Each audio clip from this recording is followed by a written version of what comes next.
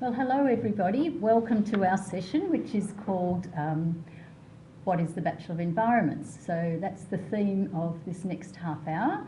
And my name is Pauline Noonan. I work in the Office of Admissions here at the University of Melbourne, and I have three guests here with me. First of all, I've got Associate Professor Claire Newton. Hi. And Claire will be talking with two students. And one is Hi. Stephen, who's here with us. He has done the Bachelor of Environments, completed it, and also Alex de la Fuente, who is in the early stages of the degree. So welcome to you. Claire, perhaps you'd tell us a little bit about yourself and your role in teaching into the degree. Okay, well, I am Director of the Bachelor of Environments, but I'm also an academic. I come from an architectural background. I ran a practice, and I teach in three areas. I teach in construction, design, and environmental systems. So that's my area of specialisation. Thanks. Hi. Stephen, what do you do? I do the Master of Urban Design. I'm a first semester student there, and I completed my Bachelor of Environments last year. And over the 3 years, it was an awesome course to do if you're into design. Okay, well, we'll hear a little bit more further Yeah. on, but Alex, tell us about you. Yeah, so I'm an international student from the Philippines. I'm second year of my undergraduate degree of the Bachelor of Environments major in architecture. Great. Well, we'll hear a little bit more from each of you, and we actually have a presentation to show you. So we might start that presentation, and Claire will begin by telling us a little bit more about the degree and how it's structured and so forth. Okay, look, it might be useful if we go to a full screen so that perhaps you can read some of the slides and see them. But I was interested to talk about how the Bachelor of Environments is quite different to other more traditional degrees where you might decide that you want to do engineering, or you might want to do architecture or environmental science, and you go and do that degree. Here you come and you do the Bachelor of Environments, and it brings together the natural, built, virtual and social environments, and you don't actually need to be definite about which major you want to do you? No. There's so many possibilities that you can choose from within the environments, and the option over the first year gives you, because you're not fixed to a certain major, you can choose to change your pathway. Yeah. So it brings together the natural, built, virtual and social environments, and the other unique aspect of this degree is that it's taught by three different faculties, and so really from day one you're learning in a whole range of different ways, and you're working alongside people with interests in a range of disciplines. Alex, did you know which major you wanted to do when you came into the degree? Actually, I was looking at urban planning or architecture, and in the end of my first year I chose architecture, so that was a pretty big deal. Okay, so we might look at the range of disciplines that are available within the Bachelor of Environments, and a lot of our students, they do come in really confident that they want to do one of these, and a lot stay doing that discipline, but quite a few do change. You know, it's Pauline, you know, it's in some of the majors up to about 15% of students actually change their mind, and we think that that's a real positive because they're making a really informed decision once they've come in and they know what they would like to do. But it's a fantastic pathway to a range of majors and a range of professions, and you see here they include architecture, environmental geography, property, urban design and planning. And we might show you what a course looks like, and I'll try and explain to you how the course is structured.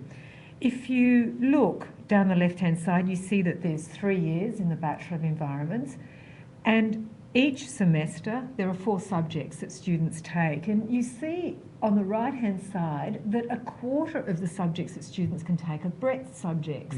And this is a really important part of the University of Melbourne degrees, isn't it? We want students not only to develop a depth of knowledge in their specialisation, but we really want them to think about exploring other Yeah. areas as well. I found a lot of my friends, they would do courses during the summer break or the winter Yeah. break using their breath, or they could do a travels overseas. So we do travel studios, and they could use that time to only have to do 3 units during the semester, so reducing the stress levels. Right. What about you and your friends? Are they making good use of the breadth subjects, Alex? Yeah, a lot of my friends are actually doing breadth subjects useful to their degree, or sometimes useful to them in terms of having a different side to their personality that they want to explore. Right. So a lot of them are doing business, or some of them are doing something with the arts because they are interested in music or stuff like that. Yeah, yeah. And some of our students do associate diplomas, don't they? Yeah. It might be in language or in music. It's the whole idea of breadth allows people to explore that perhaps other side of their life, Yeah. or Yeah. as Alex said, do something that is additional Yeah. to their main degree as well. Mm. So someone who's a musician doesn't actually have to stop doing music. They could be doing some music, or they could be doing perhaps something more related to their future career, such as business. I have a friend who did Japanese, and in her holidays she'll travel to Japan while she's also doing the environments major in planning. So she's getting both the best worlds. Yes. Yeah. You don't actually need to confirm your major until the second year. So in first year, you've got an opportunity to do some interdisciplinary subjects and to start to find out more about yourself and your interests. We also finish the major with a capstone subject, and if we move on to the next image, you can actually see some of the differentiating points of the Bachelor of Environments. I actually believe it's quite a unique degree, certainly within Australia, in that it's really responding to the needs of industry. I think leaders in industry are wanting graduates who are quite good thinkers and able to have conversations across discipline boundaries. And in this degree, you're actually working alongside people that you're going to end up working with when you graduate. Yeah.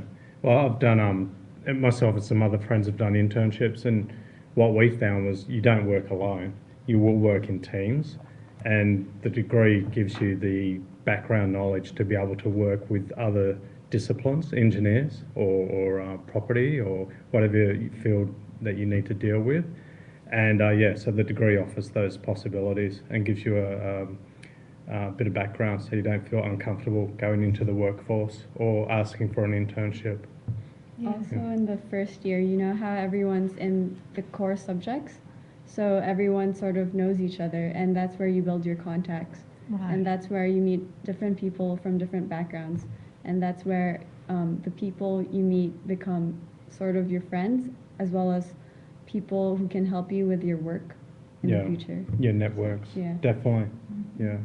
Could I just jump in here and ask, Alex, I think you had a conversation with your family about whether you would come to Australia, to Melbourne, to do the Bachelor Environments, rather than go somewhere else, because coming from the Philippines, I guess you have a lot of choices of where you might go in the world. So would you tell us why you came here to do this, and rather than perhaps take another path more directly to architecture?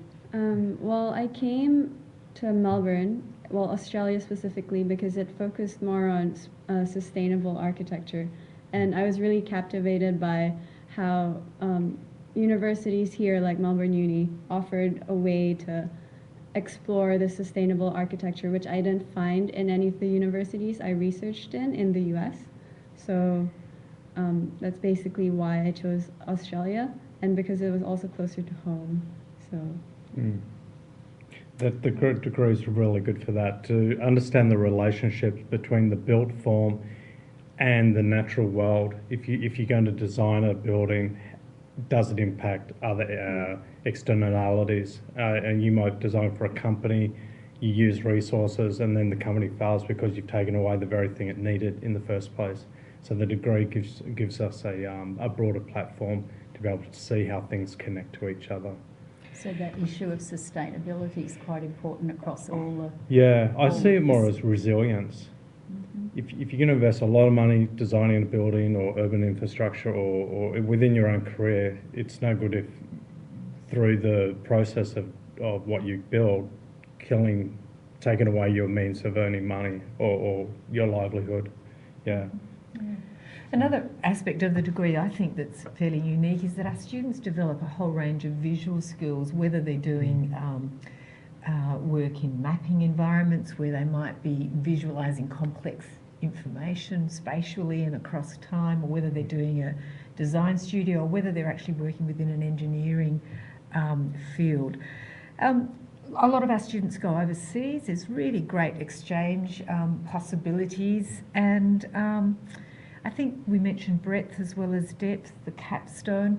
What we now have for our new students is a mentoring program so that students don't actually feel quite so overwhelmed when they arrive. We've got later year students who actually meet informally with the first year students, and we've also got our great Envy Society, which is the student club. Yeah, Enviroments club, yeah. So you can get a locker from the Enviroments yeah, club. that's always good. And you get and it's $20 a year at the moment, and then they also host barbecues, and they also host other social events for you. Good. Okay, so depth and breadth is something that makes the degree quite unique, building the network of friends and colleagues that you will probably maintain throughout your working lives. And also I think something that's fantastic about this degree is that you're learning in a whole range of different ways, so you're really expanding your skill set, and it is a degree that's valued by industry. We've got really good employment rates. We've got an image here just of the Envy Club and some of the things that they do and offer. And I highly recommend that club. That's our club, but across the university there are just so many opportunities, aren't there, to join clubs. Did There's you make so this? many. Yeah? Yeah, what do you choose? There's no time to do all of them. We have over 140 clubs, I think. Yeah. So if there's, and we say if there's not a club to suit you, you can always start your own. So that's right. There's plenty of choice. Yeah. And if we look at this next image, I just wanted to explain to you that there's the Bachelor of Enviroments, which is a 3-year degree, but a lot of our students choose to go on to a Master's, as Stephen has done. Yeah. Some students choose to go out and work after the Bachelor's degree. Some might work for a year and then come back and do a Master's. Have you got any thoughts, Alex, about what you might do at the end of your Bachelor's? I'm planning on taking the Master's degree of Architecture. Yes. So I'm not quite sure if I want to do it right after I graduate or if I want to take a year off and just explore and take maybe internships or just work a bit. Yeah, and a lot of students do take that year off, and then they feel that they come back and they really appreciate those last 2 years. So there's plenty of possibilities there. One of the things that students sometimes ask us when they see the skills the drawing skills that our students have, and we can look at this next image which shows the work of a 3rd-year student. Our students come in usually without drawing skills, and very quickly pick them up. Yeah, I didn't have any drawing skills when I first came in. But the faculty provides a wonderful tutorial systems for one, which is called Linda, and that's free. It's an American tutorial system, and it's very high quality, easy to use. They also provide a lot of all the software you require is available, and there's a ton of computers available. You can do 3D printing now, so you can actually, design something and print it in 3 dimensions. That's pretty cool. It's pretty cool. We've also got a construction workshop. I don't know if you've had a chance, Alex, yet to use the construction workshop, but we have a lot of people down there. They might be doing furniture workshops, or they might be, building, model making down there. So we don't expect students to be able to draw when they come, but they do develop those skills pretty successfully. And I just want to show some work of one of our Master's students, 2 of our Master's students, because it won an international, it was shortlisted for an international competition, and it won the People's Choice Award. And in this new proposal for our main train station in Melbourne, you can actually see how the natural and built environment have come together so successfully, and I think that that is a lovely story. Yeah, that was a great project. I think he's from Brazil, the young man. And now the really exciting thing, if we look at the next two slides, is we see the building that we're going to be moving into next year.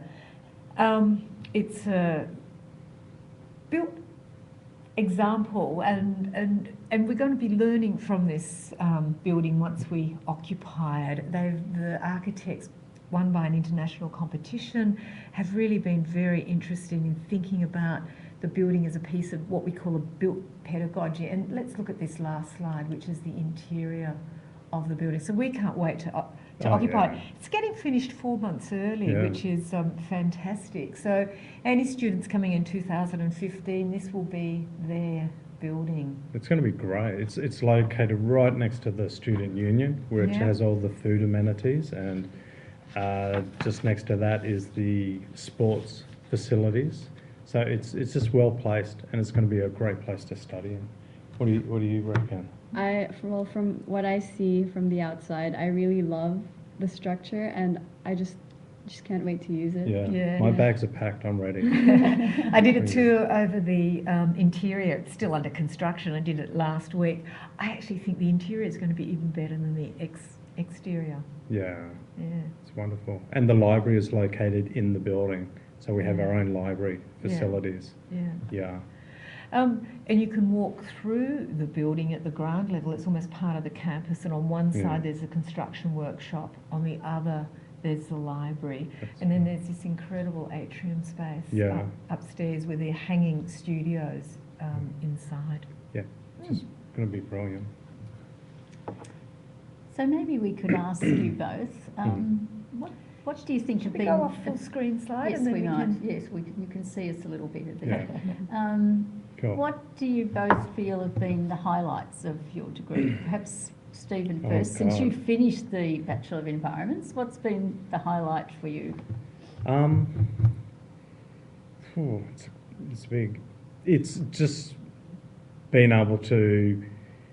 You can get it using the skills to get internships, using the skills to join clubs that are... I did urban design and planning, so I could go to seminars that are in that field. I can go to councils, I can talk to people in the industry now, and if I wanted to get a job at the moment, I could do that. I actually got to have an internship through a research company, and that's another great thing about Melbourne University of Melbourne, is there's a lot of research companies in campus and around the campus.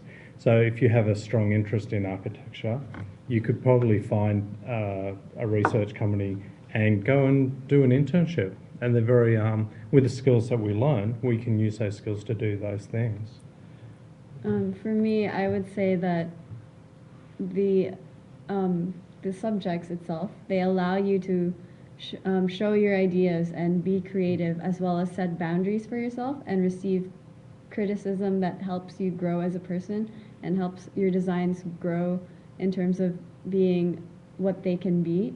And yeah, I think that's just a way that you can express yourself with standards that the university subjects set for you. Yeah, that's the learning curve. Is you'll do a project or a particular part of the project and it's really overwhelming, but then from that experience you'll actually, the next stage you'll do even more, and the first stage you could redo that and that's nothing anymore.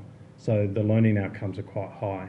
What amazes me is just how quickly students learn and pick up information, and it's a very different environment to school. The kinds of assignments that you tackle within the degree are kind of very open-ended questions. There's no right and wrong answer. And the way you work often is you are part of perhaps sometimes a really big lecture theatre, but then you'll go down and you'll be in a studio group or a tutorial group or a seminar group that only has 15 or 16 people, and they work with you quite carefully throughout the semester. Yeah. This is, for myself, I always create study groups each semester with different subjects. And we find that helpful when we need to discuss ideas about what we're learning.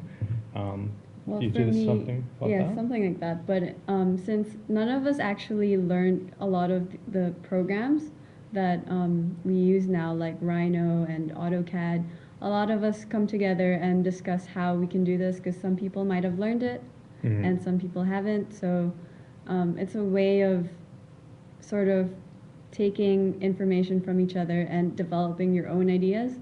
Yeah. Peer Exactly. learning is so important Yeah. at the university, and something that has really transformed our university, I think, over the last 10 years is that we've got a lot more spaces which are student-only spaces. So they're the library spaces where you can work informally, collaboratively or individually. But we actually have an entire building for the Bachelor of Environment students, which is untimetabled. It's a really beautiful space where students can actually just go and work in a team or on their own when they need to. Have you been using the Frank Frank Tate Tate. building? Frank Tate's awesome. It's Yeah. open 24 hours for Bachelor of Environment students. So if you really have a project that's due like the next day, you can spend, I don't know, 24 hours in the Frank Tate building just working on it. Yeah. And you're not working on your own. There's other people around you. Yeah. I think we're pretty spoiled at the University of Melbourne in that sense.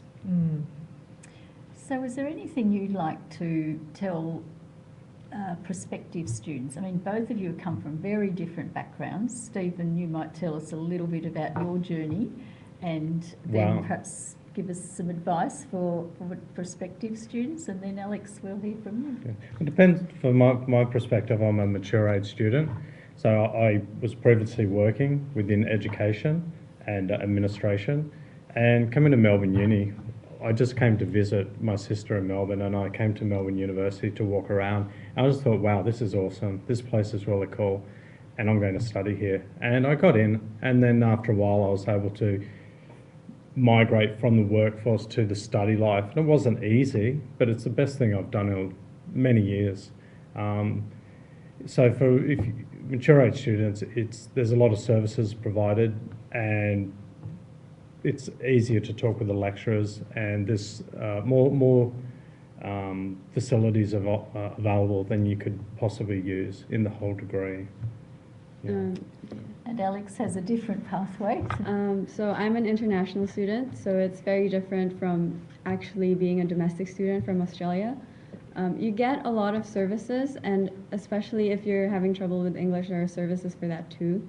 And a lot of the things in the Bachelor environments allow you to express yourself as an individual. So being an international student here, it's really overwhelming, but at the same time, you get a feeling of welcoming and comfortability that you would normally get as if you were like from here as well. Yeah. It's a very welcoming university. I'm local, I'm an Australian, but I'm not from Melbourne. And I found the climate here in regards to relationships is quite good. Yeah. Good, okay. Well, I believe we've got a couple of questions from people who've been sending them in. And one is from Leslie from Ecuador, and she'd like to know, she wants to study the Bachelor of Environment, she wants to know what she needs to do.